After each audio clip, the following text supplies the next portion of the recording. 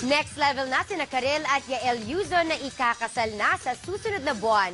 Ibinunyag rin ni Karil ang iba pang detalye sa kasal. Nagpapatrol si Mario Dumawal. Trending nung isang linggo ang balita tungkol sa wedding date ni Karil at ang rockstar na si Yael Yuzon. Lalo na ang emosyonal na wedding announcement ni Karil sa Showtime nitong weekend. Ang dami pong nagmamahal sa akin and I love them all too and I'm very, very grateful for each of you.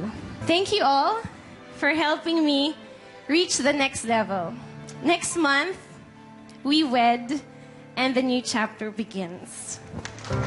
Ang kasalan ang unang pinakamalaking showbiz wedding ngayong 2014. Mula sa kanyang singing engagement sa Tugigaraw, ibinunyag ni Karil ang listahan ng wedding sponsors. Kabilang dito si Kim Atienza, Chris Aquino, Sharon Cuneta, Jose Marichan, Ricky Reyes, Ryan Cayabyab, Gary Valenciano, Maricel Laksa at iba pa.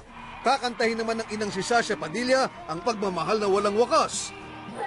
Ayon sa informante ng TV Patrol, ang Catholic wedding ay magaganap sa Biyernes, March 21 sa isang private resort bandang Tagaytay.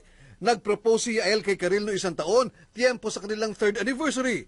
Hindi nakikita ng maraming tao to, pero yung mental level nila ng dalawa, they love to talk for hours, analyze, bagay na bagay talaga yung personality ng dalawa. Talagang, pero Yael, napakaswerte mo talaga. Kung may maswerte dun sa dalawa, maswerte ka, Yael.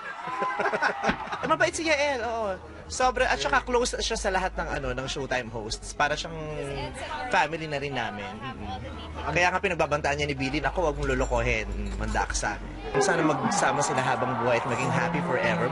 Nakatakda naman ngayong gabi ang pribadong pamanhikan ng pamilya Yuzon sa ama ni Karil na si Dr. Modesto Tatlonghari.